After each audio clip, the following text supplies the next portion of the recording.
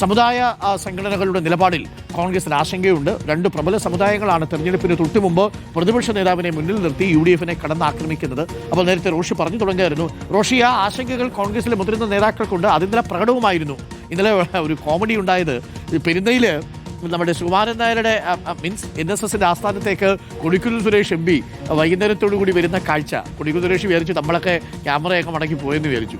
പക്ഷെ അവിടേക്ക് വന്ന് കയറുന്ന സമയത്താണ് അവിടെ എല്ലാ ചാനലുകളുടെയും ക്യാമറ കാണുന്നു. പാവം കൊടിക്കുന്നിൽ സുരേഷ് ആ കാർ റിവേഴ്സ് എടുത്ത് പോകുന്നത് നമ്മൾ ദൃശ്യങ്ങളിൽ പതിയുകയും ചെയ്തു. പിന്നീട് അതിനുശേഷം കൊടിക്കുന്നിൽ സുരേഷ് എത്തി സുകുമാരൻ നായരെ കണ്ടു. അപ്പോൾ മണിച്ചേട്ടനെ കാണുന്നത് ഒരു വ്യക്തിപരമായിട്ടുള്ള സൗഹൃദം എന്നാണ് വിശദീകരിക്കുന്നത്.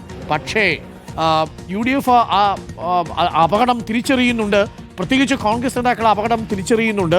പ്രതിപക്ഷ നേതാവിനെതിരെയാണെങ്കിലും അത് ഇടതുമുന്നണിക്ക് വലിയ ആത്മവിശ്വാസം കൊടുക്കും എന്നത് കോൺഗ്രസ് നേതാക്കൾക്കിടയിൽ ഒരു ആശങ്ക ഉണ്ടാക്കിയിട്ടുണ്ടോ? തെരഞ്ഞെടുപ്പിന് തൊട്ടു മുമ്പുള്ള ഈ അസാധാരണ നീക്കം റോഷിപാൽ. അരുൺകുമാർ, NSSും SNDPയും യോജിക്കുന്നതിനപ്പുറത്തേക്ക് UDFനെ നയിക്കുന്ന പ്രതിപക്ഷ നേതാവിനെതിരെ ഇരു നേതാക്കളും നടത്തിയ വിമർശനം, അതിലാണ് കോൺഗ്രസ് നേതാക്കൾക്കുള്ള ആശങ്ക. കാരണം ശത്രുപക്ഷത്തായി കഴിഞ്ഞാൽ ഈ സമുദായ സംഘടനകളൊക്കെ കോൺഗ്രസിനെതിരെ നിലപാടെടുത്തു കഴിഞ്ഞാൽ അത് തെരഞ്ഞെടുപ്പിൽ പ്രതിഫലിക്കും. മാത്രവുമല്ല, അവർ ഉയർത്തുന്ന ചില പ്രധാനപ്പെട്ട വിഷയങ്ങളുണ്ട്. ജമാഅത്ത് ഇസ്ലാമിയുമായി ബന്ധപ്പെട്ടുള്ള വിഷയം, UDFനെ നയിക്കുന്നത് ജമാഅത്ത് ഇസ്ലാമി എന്നടക്കമുള്ള ആരോപണങ്ങൾ അത് ചർച്ചയായി കഴിഞ്ഞാൽ സ്വാഭാവികമായും അത് സഭാ നേതൃത്വങ്ങളുടെ നിലപാടിനെ പോലും സ്വാധീനിക്കുമോ എന്നതാണ് കോൺഗ്രസ് നേതൃത്വത്തിന്റെ ആശങ്ക. അതുകൊണ്ടാണ് ഈ പ്രശ്നങ്ങൾ തീർക്കണം.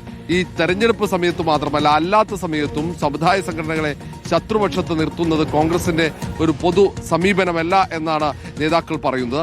അതുകൊണ്ട് തന്നെ ഇങ്ങനെ ഒരു സാഹചര്യത്തിലേക്ക് പോകുന്നത് ഗുണകരമല്ല. എത്രയും പെട്ടെന്ന് പ്രശ്നത്തിന് പരിഹാരം കാണണമെന്ന അഭിപ്രായമാണ് ഭൂരിഭാഗം നേതാക്കൾക്കും. ഇന്ന് രാഹുൽ ഗാന്ധി കൊച്ചിയിൽ വരുന്നതോടെ എല്ലാ നേതാക്കളും അവിടെയുണ്ട്. പരസ്പരം ഒരു അനൌദ്യോഗികമായ ആശയവിനിമയങ്ങളൊക്കെ നടക്കും. മണ്ഡലത്തിലെ ഈ NSSന്റെ ആസ്ഥാനം നിലനിൽക്കുന്ന സ്ഥലത്തെ MP കൂടിയായ കൊടിക്കുന്നിൽ സുരേഷ് സുകുമാരൻ നായരുമായുള്ള വലിയ ആത്മബന്ധം, അതുകൊണ്ടാണ് ആ ഘട്ടത്തിൽ അങ്ങനെ ഒരു സന്ദർശനം നടന്നത്. സ്വാഭാവികമായും അവിടെ ഈ വിഷയം ചർച്ചയായിട്ടുണ്ടാകും.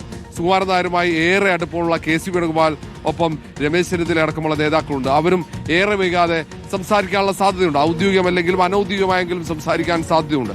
പ്രതിപക്ഷ നേതാവ് VD സതീശനെ എന്തായാലും പരസ്യമായി ഇവരാരും സംരക്ഷിക്കില്ല നിലവിലെ സാഹചര്യത്തിൽ.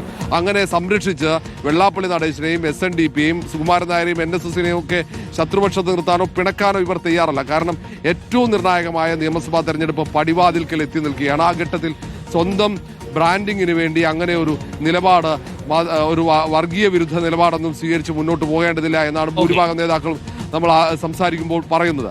അതല്ല നിലവിലെ ആ വിഷയം, അത് പ്രായോഗിക രാഷ്ട്രീയമാണ്. ആ രാഷ്ട്രീയത്തിനനുസരിച്ച് പ്രവർത്തിക്കണമെന്നാണ് ഭൂരിഭാഗം നേതാക്കളും. അത് നേരത്തെ AK ആന്റണി ആയാൽ പോലും അങ്ങനെയാണ് കൈകാര്യം ചെയ്യാറ്. വളരെ പക്വതയോടെയാണ് തെരഞ്ഞെടുപ്പ് ഘട്ടത്തിൽ സമുദായ സംഘടനകളെ അവർ കൃത്യമായി കൈകാര്യം ചെയ്യുന്നത്.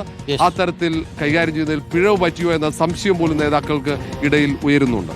വളരെ പ്രധാനപ്പെട്ട കാര്യമാണ്. ഇന്നലെ സുകുമാരൻ നായരോട് മാധ്യമപ്രവർത്തകർ ചോദിച്ചു, ഇനി വരാൻ പോകുന്ന തെരഞ്ഞെടുപ്പിൽ കോൺഗ്രസ് അധികാരത്തിൽ വരില്ലേ എന്ന ചോദ്യത്തിന് സുകുമാരൻ നായർ നൽകിയ ഉത്തരം ഇങ്ങനെയാണ് കൈയിരിപ്പെങ്കിൽ വരില്ല എന്ന മട്ടിലായിരുന്നു.